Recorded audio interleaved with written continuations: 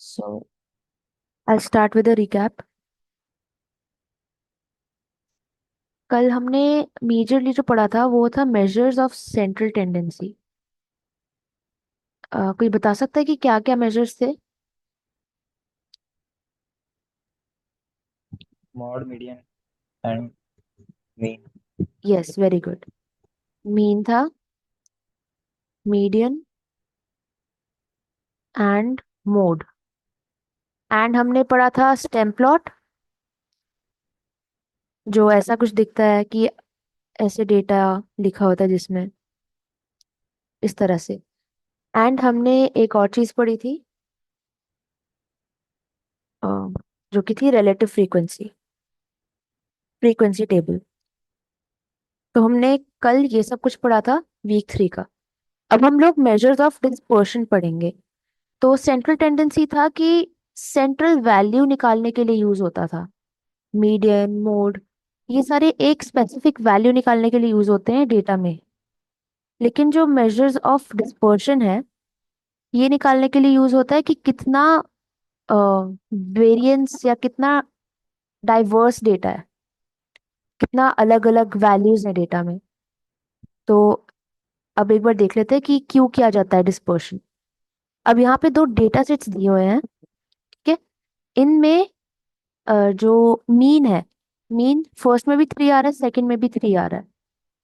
Median first में भी 3 आ रहा है, सेकंड में भी 3 आ रहा है। तो अब इसमें हम डिफरेंस कैसे निकालें, क्योंकि डेटा सेट्स तो सेम नहीं है, पर मीन और मीडियन तो सेम है।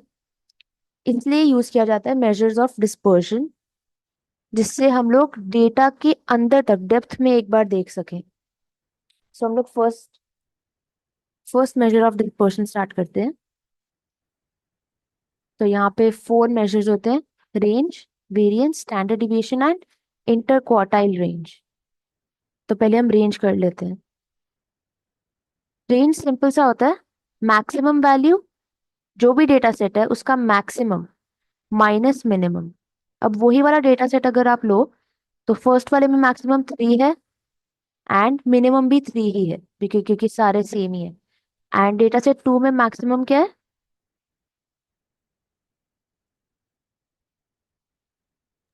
5। 5 एंड मिनिमम 1। तो रेंज 4 आती है। अब देखो, यहाँ से हम देख सकते हैं ये दोनों डेटा सेट्स डिफरेंट है। मीन और मीडियन से पता नहीं चल रहा था, बट अब रेंज से पता चल रहा है।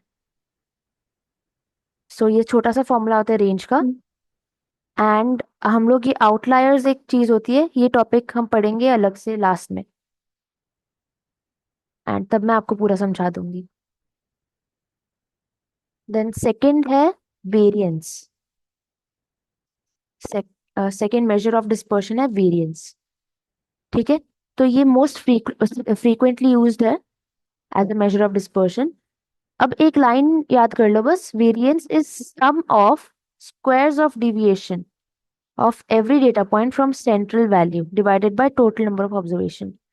मतलब कि हमें एक टेबल बनाना होता है, जिसमें एक यहाँ पे तो एक्स आई होता है।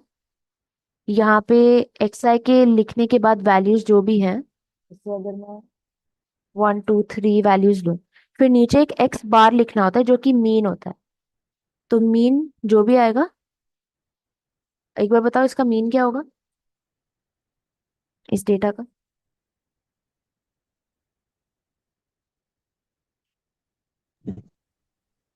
2। 2। हाँ, वेरी गुड, 2 होगा। अब यहाँ पे ये एक हो जाता है, फिर सेकंड आपको बनाना होता है एक्स आई माइनस एक्स बार, मतलब कि डिविएशन। यहाँ पे करोगे 1 - 2, यहाँ पे 2 - 2, यहाँ पे 3 - 2।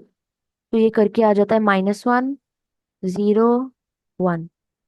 ये आ जाता है x i minus x bar. अब एक थर्ड कॉलम बनाना होता है x i minus x bar whole square, जिसमें इस वाले का, जो ये चीज है, इसका होल स्क्वायर लेना है। Variance.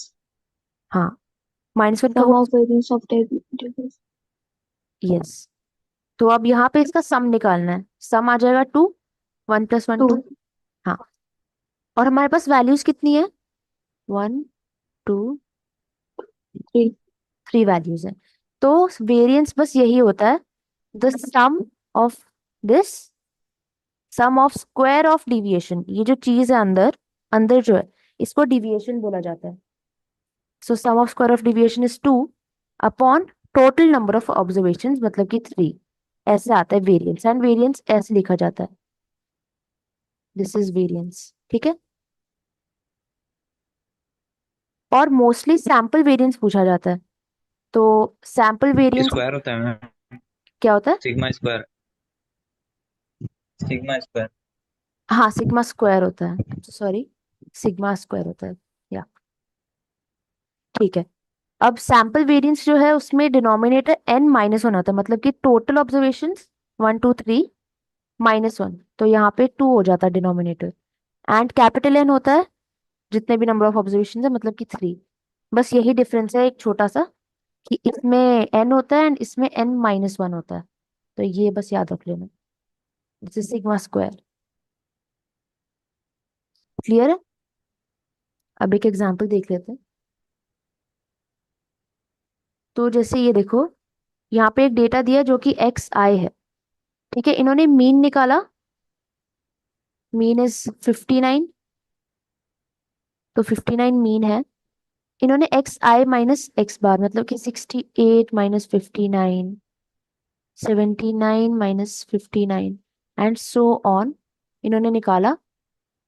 एंड यहाँ पे इसका सम लिया, बट इसका सम नहीं चाहिए, बल्कि हमें ये सारे वैल्यूज जो हैं xi माइनस x बार, इनको स्क्वायर करना है। 9 का स्क्वायर 81, 20 का स्क्वायर 400, -21 का 441, ऐसे करके। एंड फिर ये सारे जो हैं वैल्यूज, स्क्वायर्ड वैल्यूज। मैम, हाँ, 590 मीन आया, तो आपने 59 के माइनस किया। नहीं नहीं नहीं नहीं नहीं, 590 इज टोटल। ये देखो xi को ऐड करके टोटल आ रहा है, बट मीन क्या होता है? मीन इज सम, यानी कि 590 अपॉन नंबर ऑफ वैल्यूज, यानी कि 10, 1 2 3 4 5 6 7 8 9 10। ओके ओके ओके, मीन से करेंगे। हाँ, हाँ, ये टोटल लिखा हुआ है यहाँ पे। तो माइनस करेंगे। ठीक है, तो यहाँ पे ये है xi minus x bar, and ये है इसी चीज का xi माइनस x बार का, स्क्वायर यस। एंड ये है sum of the square, variance. Yes. Population variance में मैंने बताया कि जितने नंबर ऑफ ऑब्जर्वेशन है उतना ही डिनोमिनेटर आएगा, मतलब 10। एंड सैंपल वेरिएंस में एक कम, सैंपल नंबर कम। यस। तो ये डिवाइड करके जो आंसर आएगा वही हमारा आंसर होगा फाइनल। ठीक है। हम्म।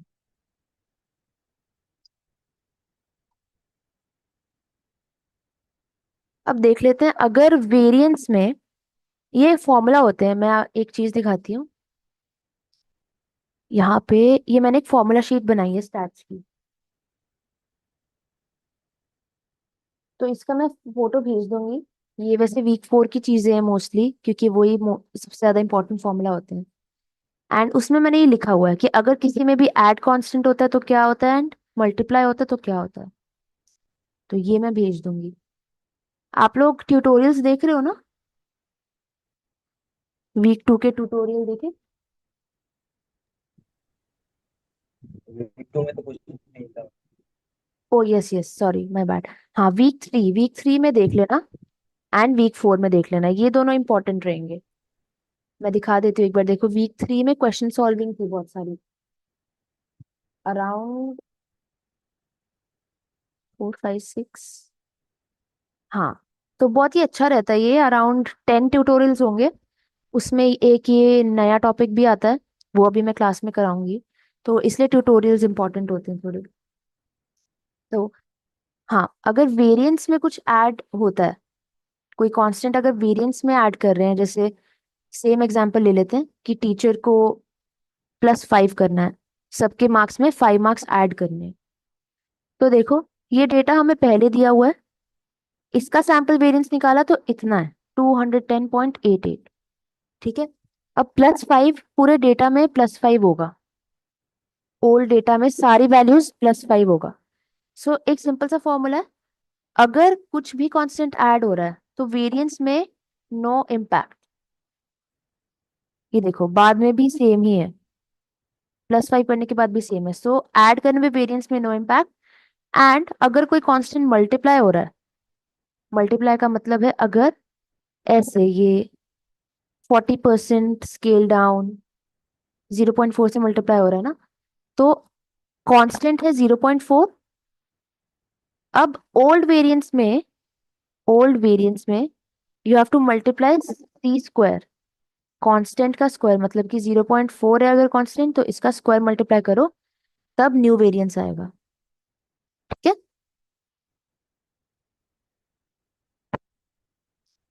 क्लियर है ये वाला पॉइंट?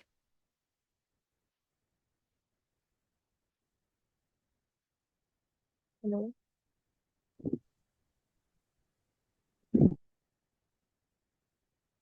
कुछ बोला आपने, आवाज नहीं आई।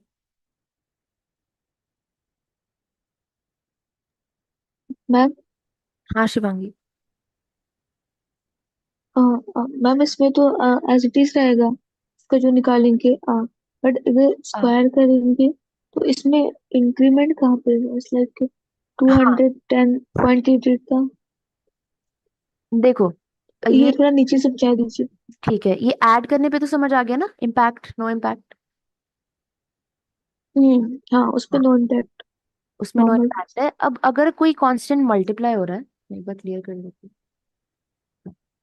तो देखो ये फॉर्मूला है, new variance is old variance into C²। तो अब मैं एग्जांपल भी दिखाती हूँ। ये था पहले डेटा, इसमें टीचर को स्केल डाउन टू 40% करना है, मतलब कि सबको 0.4 से मल्टीप्लाई करना है। सारे डेटास को 68 × 0.4, 79 × 0.4, सारे डेटास को 0.4 से मल्टीप्लाई किया। ठीक है, अब न्यू डेटा सेट जो है उसका ये वेरिएंस आ रहा है 33.74, पुराने वाले का ये था। Constant is 0.4। डिफरेंट आ रहा है।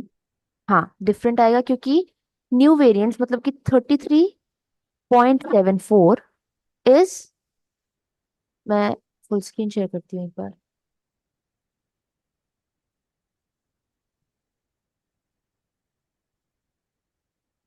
हाँ, मैं कैलकुलेटर पे भी दिखा देती हूँ एक बार। Okay, so here 33.74 should be 0.4 का होल स्क्वायर, देखो 0.4 का स्क्वायर 0.16 इंटू ओल्ड वेरिएंस क्या था 210.88। तो ये होना चाहिए, इसको हम वेरीफाई कर लेते हैं एक बार कैलकुलेटर से। ठीक है, क्योंकि यहाँ पे कांस्टेंट का स्क्वायर है, ये है ओल्ड वेरिएंस, एंड इस तरह से निकलता है न्यू वेरिएंस। तो 0.16 इंटू 210.88, ये देखो आ रहा है ना। हम्म, हाँ, तो फिर ये है ओल्ड वेरिएंस 210.88। अब इसमें ये पूछा जाता है कि टीचर ने अगर 40% रिड्यूस किया है तो न्यू वेरिएंस फाइंड आउट करो। तो उसमें कुछ बच्चे तो ऐसे लंबा सा कैलकुलेशन करते हैं, बट वो नहीं करना। बस इतना करना है कि जिस भी कांस्टेंट से मल्टीप्लाई हो रहा है उसका स्क्वायर लो एंड उसको ओल्ड वेरिएंस से मल्टीप्लाई कर दो, एंड यहाँ से हम्म, आ जाएगा न्यू वेरिएंस। तो ये आपका आंसर आ जाएगा 33.74 इज द न्यू वेरिएंस। ठीक है, ओके मैम। ओके,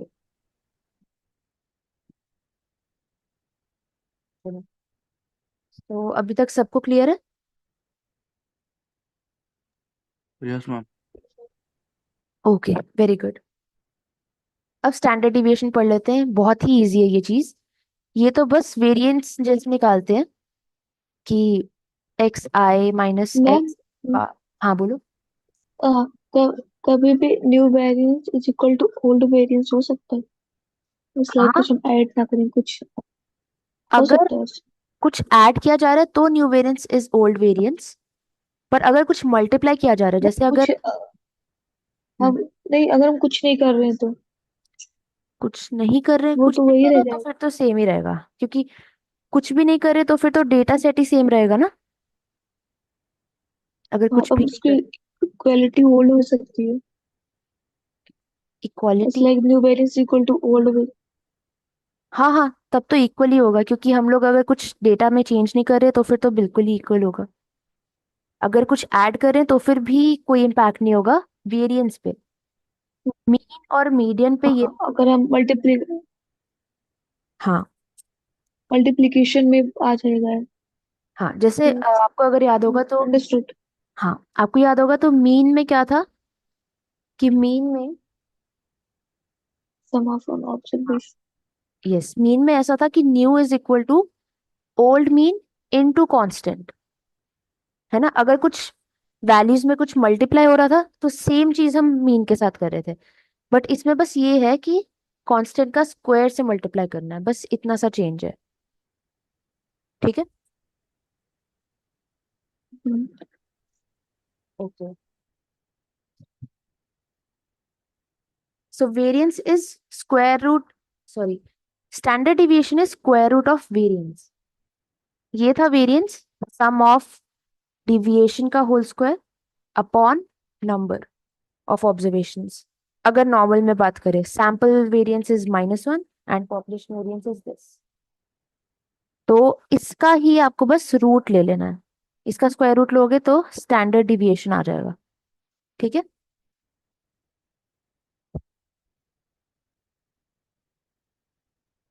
अब अगर आपको क्वेश्चन में कुछ केजी में दिया हुआ है, ठीक है, तो उसके वेरिएंस का कभी कभी यूनिट पूछ लिया जाता है, तो वेरिएंस का यूनिट होगा केजी स्क्वायर। अगर कुछ मीटर में दिया है तो उसका क्या वेरिएंस का यूनिट होगा, unit. Metre square. Yes, very good, metre square हो जाएगा। स्टैंडर्ड डिविएशन में नहीं, क्योंकि ये तो स्क्वायर रूट है वेरिएंस का, बट वेरिएंस में ये स्क्वायर्ड हो जाता है। चलो ठीक है।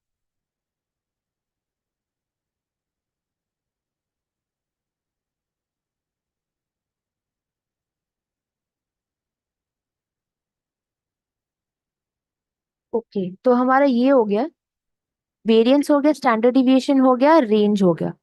एंड आई होप अभी तक किसी को कोई भी डाउट नहीं है, अगर है तो पूछ लो।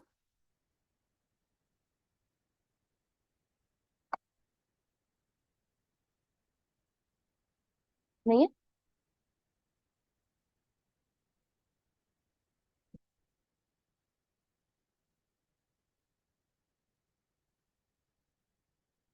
मैम, हाँ। मैं आपकी वॉइस कट गई थी, मेरे को समझ मैं स्टैंडर्ड डिवीजन तक पढ़ी हूँ। उसके बाद क्या कुछ पढ़ाया आपने? नहीं नहीं, उसके बाद कुछ नहीं पढ़ा है, स्टैंडर्ड डिविएशन ही हुआ है अभी। अब हम परसेंटाइल के बारे में पढ़ेंगे। Okay okay. हाँ, अभी ठीक आ रही है ना आवाज? आ रही है, अभी आ रही ठीक है ठीक है।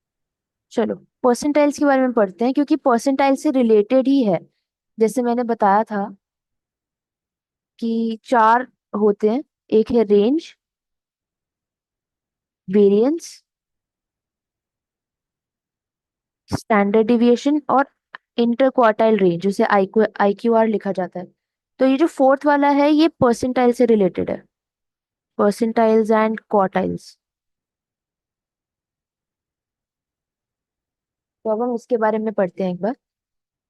परसेंटाइल्स, मैं एक बार मेथड ही बता देती हूँ। अगर किसी डेटा का आपको मतलब परसेंटाइल निकालना है, हाँ, जैसे ये देखो, ये एक डेटा है, इसको पहले तो असेंडिंग ऑर्डर में अरेंज करना है। For percentile you have to arrange the data ascending order. Ascending order में अरेंज करने के बाद एक NP निकालना होता है। N का मतलब है कि कितने टोटल है, एंड P का मतलब है परसेंटाइल, मतलब कि अगर 25th परसेंटाइल पूछी है तो P हो जाएगा 0.25। अगर बताओ 50th परसेंटाइल पूछी है तो P क्या होगा? 0.50। 0.5। Yes, very good, 0.5। And 75th percentile 0. 0.75। यही तीन है सबसे ज्यादा इंपॉर्टेंट जो पूछा जाता है। तो देखो, एंड इनको बोला जाता है क्वार्टाइल्स। मैम जो जेई वगैरह में मार्क्स वो आते हैं वो परसेंटाइल में आते हैं, तो वो यस ऐसे यस। ही फाइंड करते हैं इसको। हाँ ऐसे ही, मतलब वो इसलिए टोटल पे डिपेंड करता है। ये जो एन है ये होता है टोटल कितने बच्चों ने एग्जाम दिया, एंड पी है कि आपका कितना रैंक है, उसके हिसाब से परसेंटाइल देते हैं। Total multiplied by your rank. Aryan I think disconnect हो गया। कंटिन्यू करूं या अभी यही रुको एक सेकंड? अगर चाहिए, अगर वो आ रहा है तो ठीक है, वरना आपको दोबारा पढ़ाना पड़ेगा। मैम मेरे को मतलब अगर किसी की 75% आई है तो उसका कितना रैंक रहा होगा और कितने बच्चे बैठे होंगे, ये हाँ, पता लगाया जा सकता है? नहीं वो नहीं पता लगाया जा सकता, क्योंकि वो डिपेंड ही उस पे करता है कि कितने बच्चे बैठे थे। तो अगर हाँ आपको वो तो पता है कि कितने बच्चे बैठे हैं। प्रेजेंटली, हाँ हाँ तब तो फाइंड कर सकते हैं। यस, अगर आपको पता है कि कितने बच्चे बैठे हैं तो उसको आप 0.75 से मल्टीप्लाई कर लो एंड वो रैंक आ जाएगा फिर बच्चे का। हम्म हम्म, ये होता है एन इंटू पी। ये आ जाता है परसेंट। चलो मैं यहाँ दिखा। आ गया। ओ ओके, आर्यन इज बैक। चलो फिर, जैसे ये डेटा देखो, 35, 38, 47, ये सारे हैं।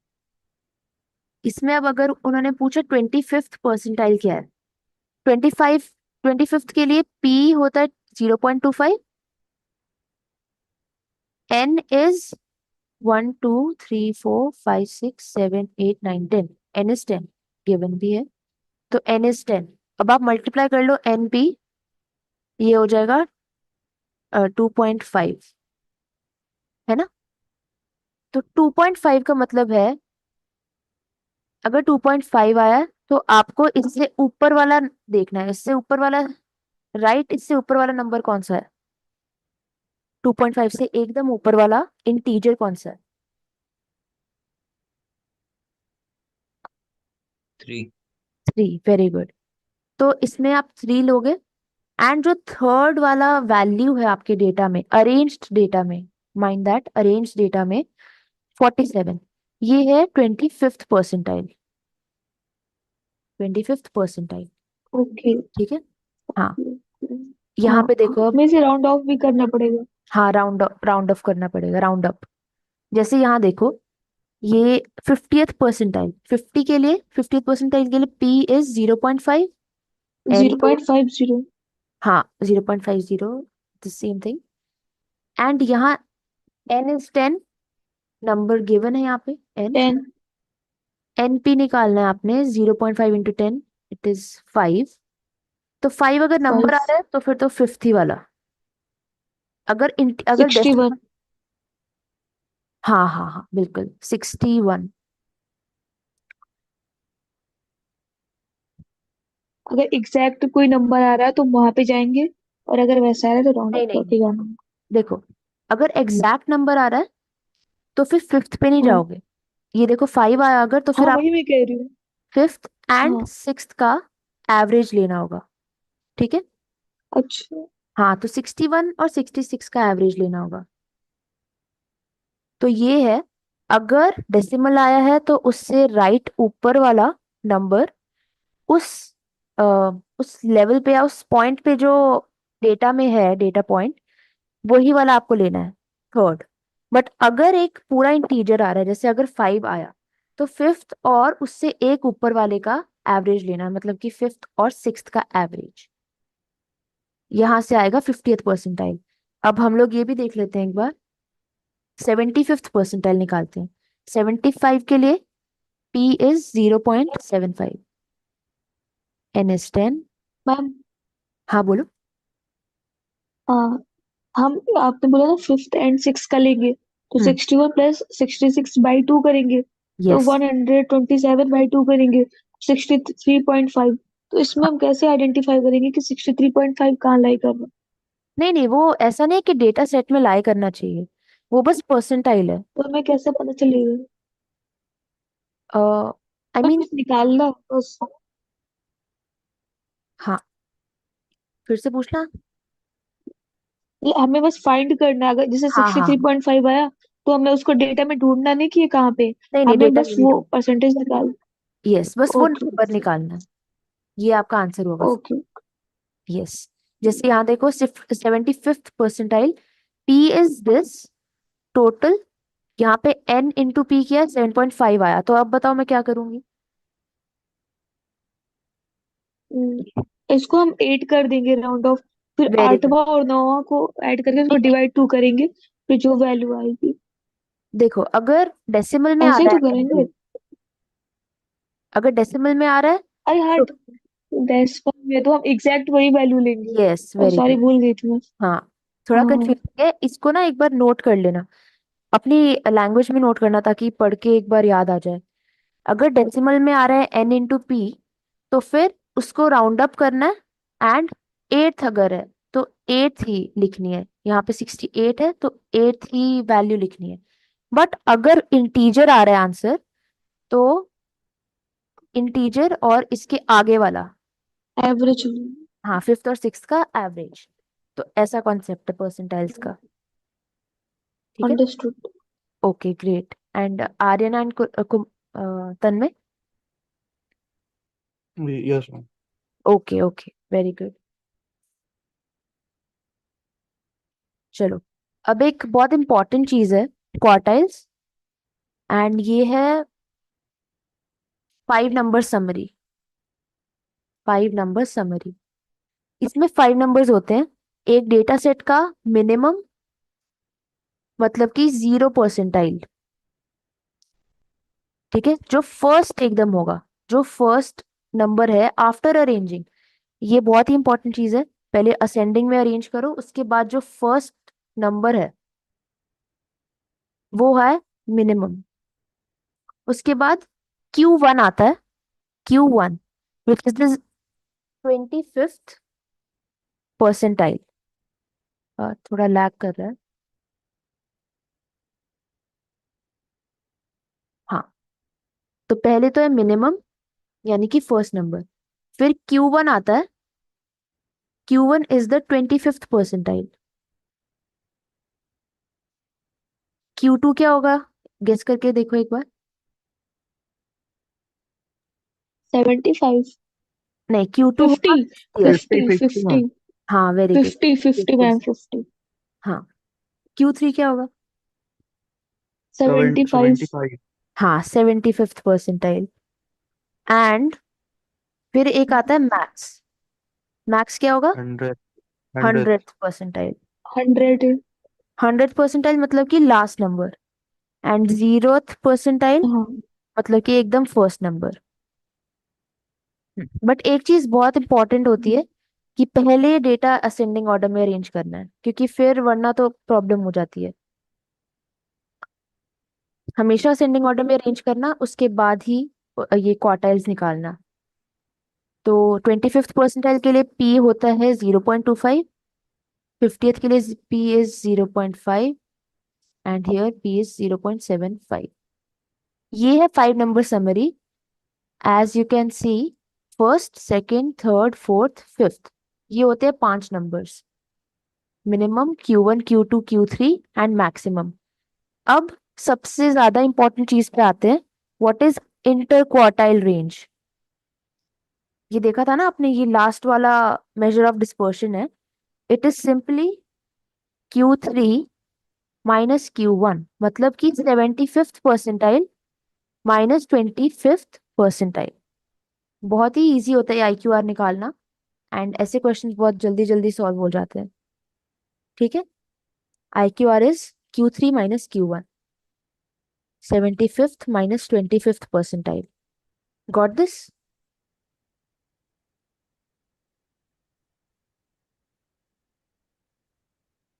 Any doubts.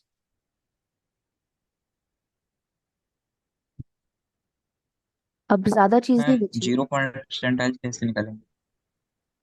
हाँ, आपकी आवाज नहीं आई। मिनिमम परसेंटाइल कैसे निकालेंगे मैम? 0 परसेंटाइल, हाँ। मिनिमम देखो, परसेंटाइल हाँ, जैसे आपने अरेंज कर लिया डेटा, एक बार मैं से डिलीट कर लेती हूँ।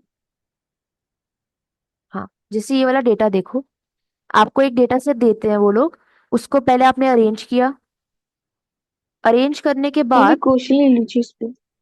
क्या चीज है, येलो चीज पे क्वेश्चन है एक।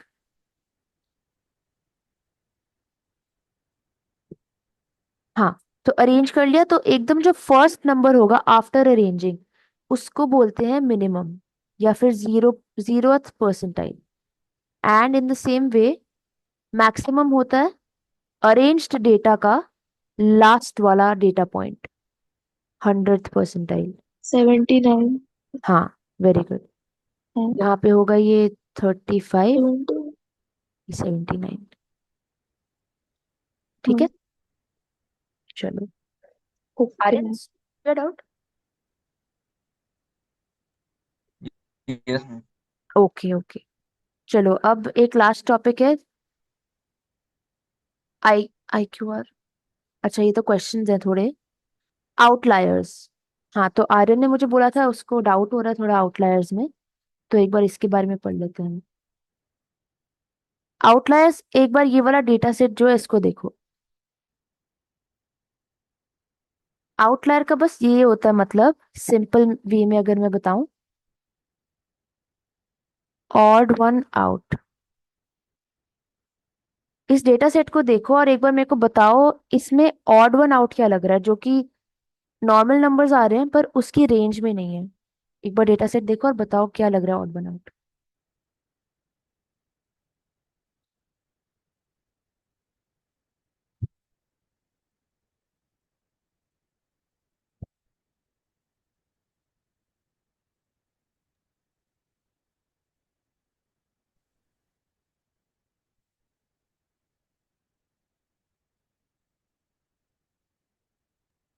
टेन और 20 में। हाँ, क्या लगा? मैम 10। 10, very good. 20, हाँ, और सोचो। और मैम 50 से जितने छोटे हैं वो सारे, एंड 50 से 100 के बीच में रेंज होना चाहिए थी। उससे जितने भी छोटे 47 एंड 48 नहीं नहीं, देखो आई ये थिंक। देखो, ये सारे 50 के आसपास है, मतलब अगर आप इसका डायग्राम एक बनाओगे, बार ग्राफ या कुछ भी ग्राफ बनाओगे, तो ये सारे ऐसे ऐसे इधर ही रहेंगे, 50 40 वाले है ना, पास पास में ही है। बट अगर आप यहाँ पे देखो, 10, 10 तो 50 से बहुत दूर है। अगर ये 50 है तो 10 तो बहुत ही नीचे है ना, 20 भी बहुत दूर है इससे, 100 भी बहुत दूर है, 100 बहुत ज्यादा ऊपर होगा, 95। तो इसमें चार आउटलायर्स हैं, 20, 95, 10, 20, 95, 100। क्योंकि अगर इनको निकाल दोगे तो फिर यही बचेंगे 50s एंड 40s वाले नंबर्स, जो कि बहुत ही पास पास क्लोज क्लोज हैं। राइट, समझ आ गया? सो मैम उसका कॉन्सेप्ट क्या है? आउटलायर्स का मतलब बस लाइक ये, मैंने कुछ और ही सोच हाँ, अ, आउटलायर्स का मतलब बस ये है जो कि, मैंने सोचा था ना कि बोलो। मैं दिस इज लाइक मतलब स्टार्टिंग में 50 और लास्ट 100 है, तो मुझे लगा 50 100 के बीच में जितने वो सारे होंगे, और उसके जो बाहर के हैं वो सब नहीं ऐड होंगे, आई थिंक, मतलब वो नहीं माने जाएंगे। अच्छा बट अच्छा, ऐसा नहीं कुछ है नहीं, ही नहीं यहाँ पे। हाँ ऐसा नहीं। आपने 95 को भी ले लिया। हाँ देखो, ऐसा नहीं है, ऐसा है, आउटलायर्स का मतलब ये है जो डेटा सेट से ऑड वन आउट लगे, मतलब कि जो एकदम एंड्स पे हो, कि डेटा सेट किस तरफ है पहले ये देख लो, कि कॉमन कॉमन क्या लग रहा है, कि 50 40s ऐसा होना चाहिए डेटा सेट। क्योंकि अगर ये सारे हम आउटलायर्स जो हैं इन सबको अगर डेटा सेट से हटा देंगे तो बस इतना बचेगा, यहाँ ऊपर वाला ग्राफ और नीचे वाला ग्राफ गायब हो जाएगा। राइट, तो आउटलायर्स उन्हें बोलते हैं जो एकदम डेटा सेट से अलग हो, जो कि एकदम एंड पॉइंट्स पे हो, ऑड वन आउट्स। ठीक है, हाँ, और ये इनमें जितने सब 40 से 60 के रेंज में ये ज्यादातर हाँ 45 50 के हाँ, तो आसपास, आपको, तो ये सब पास में आ जाएंगे, और जो उनसे दूर दूर है उनको हम दूर से करके हटा देंगे। चलो ऐसा ठीक है, ये बताओ एक बार, 202, इसमें बताओ क्या आउटलायर है। 102, वेरी 102। गुड, बिकॉज ये बाकी ऑड सब वन आस आउट लग पास रहा है। के हाँ वेरी गुड। बहुत दूर है। हाँ यही होता है आउटलायर। चलो अब मैं एक बार ये बता देती हूँ concept. Mean, variance and range, ये सारे सेंसिटिव टू आउटलायर्स हैं। सेंसिटिव, इसका क्या मतलब है, बस एक फैक्ट है ये, इसको एज अ फैक्ट याद रखना कि अगर आउटलायर्स, मतलब मैंने डेटा से ये निकाले, अगर मैं इनको रिमूव कर दूं तो मीन, वेरिएंस, स्टैंडर्ड डिविएशन और रेंज अफेक्ट होंगे। ठीक है। एंड वेयर एज मीडियन और मोड नहीं अफेक्ट होंगे, they are not affected by outliers, क्योंकि मीडियन और मोड, मीडियन तो बीच में होता है कहीं पे, मतलब I am not circling, but median कहीं बीच में होता है, ऐसे कहीं होगा बीच में, तो वो अफेक्ट नहीं होगा बिल्कुल भी आउटलायर्स से, क्योंकि आउटलायर्स अगर अरेंज करोगे आप डेटा, हाँ आउटलायर का एक ये भी है, डेटा को आप अरेंज कर लो और फिर देखो कि एकदम first point and last point पे क्या आ रहा है, क्योंकि अगर आप अरेंज करोगे इसको तो स्टार्ट होगा 10 से, फिर एंड पे 100 आएगा। तो आप कर भी सकते हो एक बार एज ए होमवर्क, इसको अरेंज करके देखना एंड फिर बताना। और अभी बस 2 मिनट्स बचे मीटिंग में, तो जल्दी से अगर कोई डाउट है तो पूछ लो। Any doubts anyone? मैं एक नेक्स्ट सेशन लूंगी जिसमें मैं वीक 3 का पीवाईक्यू पीडीएफ सॉल्व करूंगी। ग्रेडेड असाइनमेंट सॉल्व नहीं कर पाऊंगी क्योंकि आपने देखा होगा डिफरेंट वैल्यूज हैं, बट मैं पीडीएफ दे दूंगी बहुत जल्द, सो दैट आपके उसमें मार्क्स ना कटे। ठीक है Aryan and Tanmay, any doubts? No ma'am. Okay great. No ma'am. ठीक है, तो एक बार शिवांगी आ जाए, उससे भी पूछ लूंगी, फिर हम एंड कर सकते हैं। आज वीक 3 खत्म होता है। बस एक चीज है कि वीक 3 के ट्यूटोरियल सेशंस आपको पता ही होंगे, वो देख लेना एक बार। ये ट्यूटोरियल सेशंस है। ओ, स्क्रीन पे एडवर्टाइज, हाँ, तो ये ट्यूटोरियल सेशंस देख लेना, ज्यादा लंबे नहीं होते, 2-2 मिनट के ही होते हैं अप्रोक्सीमेटली। और फिर ग्रेडेड असाइनमेंट सॉल्व कर लेना, मैं कल परसों तक सोल्यूशन पीडीएफ डाल दूंगी, और कल तक तो मैं वीक 3 पीवाईक्यू पीडीएफ डाल दूंगी, वो जरूर सॉल्व करना। मैं लास्ट 3 से 4 शिफ्ट्स जो हैं लेटेस्ट, उनके पीवाईक्यू सर्च करती हूँ एंड वो डालती हूँ देख के। तो अच्छे से पढ़ लेना वीक 3, बिकॉज अब लेवल हाई हो रहा है। एंड कोई भी डाउट हो तो आप मुझे मैसेज कर देना। ठीक है। So okay ma'am. Yeah, thank you so much for joining. Next class में भी आना आप सब। Okay bye. Bye ma'am. Yeah bye.